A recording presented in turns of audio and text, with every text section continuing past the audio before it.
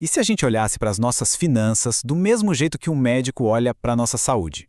Sabe, em vez de ficar só apagando incêndio, tratando sintomas, como a falta de dinheiro no fim do mês, a gente fosse mais fundo para investigar a causa real do problema. É exatamente sobre isso que a gente vai conversar hoje. Um caminho para um bem-estar financeiro de verdade. Essa pergunta só familiar para muita gente, né? Aquela sensação de que o dinheiro simplesmente some, escorre pelos dedos, não importa o quanto a gente se esforce. Se essa angústia já bateu por aí, a história que eu vou contar hoje vai fazer muito sentido. É a jornada de uma pessoa que no papel tinha tudo, menos paz de espírito. Vamos mergulhar na história real de uma cliente. Olhando de fora, a situação dela parecia perfeita. Um patrimônio bem sólido, mais de US$ 1,5 milhão. Mas por dentro a realidade era outra. Era uma realidade de medo, de paralisia. E essa história prova uma coisa: ter dinheiro é bem diferente de ter tranquilidade financeira. Tudo começou com uma grande virada na vida dela. Um evento que, de um dia para o outro, a colocou sozinha na posição de ter que gerenciar todo o patrimônio da família. Foi um verdadeiro choque, que a obrigou a encarar um futuro que parecia, nossa, assustador e totalmente desconhecido. E essa frase dela diz tudo. Imagina só a situação: ter recursos suficientes para viver bem, com conforto, mas se sentir completamente à deriva, paralisada pelo medo de dar um passo errado. Essa angústia toda era só a febre, sabe? O sintoma.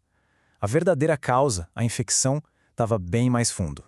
E vamos olhar para os números só para a gente entender o tamanho desse paradoxo. Estamos falando de um patrimônio na casa de US$ 1,5 milhão.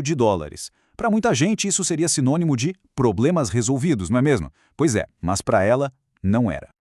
E para completar esse quadro, o custo de vida mensal dela era relativamente baixo, algo em torno de US$ 6.000. Então, se a gente olhar friamente, a conta não só fechava, como fechava com muita, mas muita folga mesmo. E aqui a gente chega no coração da questão. Se a matemática era tão favorável, por que a ansiedade era tão gigantesca?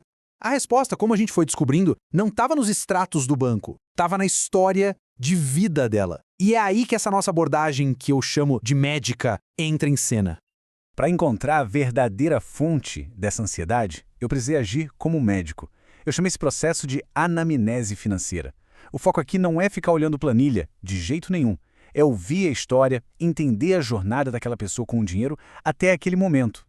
Pensa comigo. Um bom médico nunca vai te dar uma receita sem antes entender todo o seu histórico, certo? Na vida financeira, a lógica é a mesma. Antes de sair falando de investimento, de rentabilidade, a gente precisa entender as crenças, os medos, os sonhos que formaram aquela pessoa. É um mergulho na alma, não só no bolso.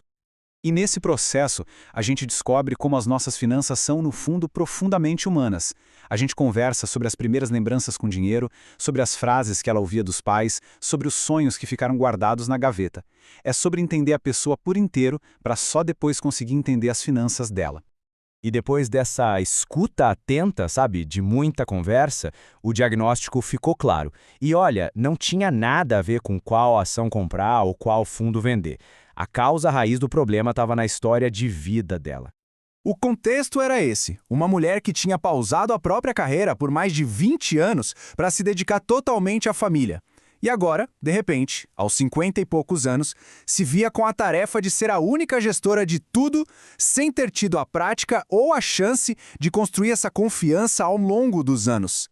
E aqui está a grande virada de chave. A dúvida sobre vender a casa era só a pontinha do iceberg. Por baixo da água, o problema real era existencial, o medo profundo do futuro e uma falta de propósito, de uma visão clara para essa nova fase da vida. A paralisia dela não era técnica, era emocional.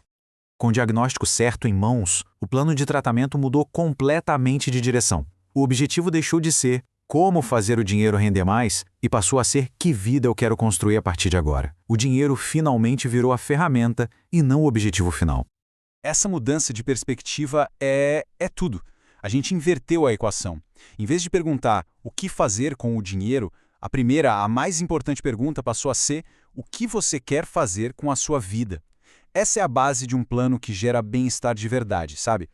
A partir daí, o plano se tornou muito prático e pessoal. Primeiro, a gente desenhou essa visão de futuro. O que ela queria? Viajar mais? Ter novos hobbies? Curtir a família sem preocupação? Ok, só depois a gente alinhou todo o dinheiro para servir a essa visão. A decisão sobre a casa, por exemplo, passou a ser sobre o estilo de vida que ela queria, e não sobre o que o mercado financeiro estava dizendo. E essa frase resume perfeitamente a filosofia que nos guiou em todo o processo. O dinheiro é um servo excelente, mas um mestre terrível. O objetivo final nunca é acumular por acumular, é usar o que a gente tem para viver a vida mais plena e significativa possível. Então, qual foi o resultado de toda essa jornada?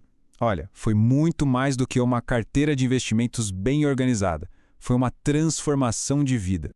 O ganho de verdade foi sair daquele lugar de confusão e medo e chegar a um lugar de clareza e confiança. Ela não terminou nosso trabalho com um simples plano de investimentos. Ela terminou com um mapa para a vida dela e, o mais importante de tudo, com a tranquilidade para seguir esse caminho. É o que a gente chama de #bem-estar financeiro, de #clareza. E essa, para mim, é a grande lição que fica, o meu insight. A verdadeira saúde financeira não vem de tentar acertar as previsões do mercado, mas sim de acertar as perguntas que a gente faz para nós mesmos. Quando a gente cuida das raízes, sabe? Dos nossos medos, das nossas crenças, dos nossos sonhos, os frutos, que são os resultados financeiros, eles aparecem como uma consequência natural. E para a gente fechar, eu deixo aqui uma reflexão. Qual é a verdadeira causa por trás do estresse financeiro que talvez esteja presente na sua vida? Descobrir essa resposta é o primeiro e o mais poderoso passo para uma mudança real. Se quiser explorar esse caminho com mais profundidade, dê uma olhada em cuidadofinanceiro.com.br. Muito obrigado pela sua atenção